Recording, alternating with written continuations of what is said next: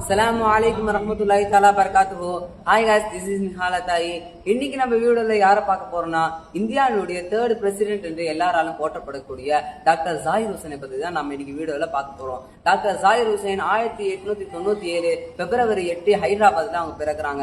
சிறு வயதிலிருந்தே மிக சிறந்த கல்வியாளராகவும் மிக சிறந்த பேச்சாளராகவும் இந்த ஜாகிர் ஹுசைன் அவங்க தன்னுடைய படிப்பை வெறும் பட்டக்கல்வியோடு சேர்த்து நிறுத்தி விடாம சட்டக்கல்வியும் சேர்த்து படித்த ஒரு மாமேதை யாருன்னு பாத்தீங்கன்னா டாக்டர் ஜாகிர் ஹுசைன் அவங்க சொல்லலாம். டாக்டர் ஜாகிர் ஹுசைன் அவங்க தலைவர் காந்தி அவர்களுடன் உப்பு சத்தியாகிரக போராட்டத்துல தான் மட்டும் இல்லாம தன்னால் நிறுவப்பட்ட ஜாமியத்துல் மில்லியத்துல் இஸ்லாமியா என்ற அந்த கல்லூரியும் சரி, அங்க படிக்கக்கூடிய மாணவர்களும் சரி, அவங்க அந்த உப்பு சத்தியாகிரக போராட்டத்துக்காக என்ன பண்ணாங்கன்னா தங்களுடைய மாணவர்களும் அதை ஏவி இருக்காங்க, நீங்களும் போராட்டம் செய்யுங்கன்னு சொல்லிட்டு.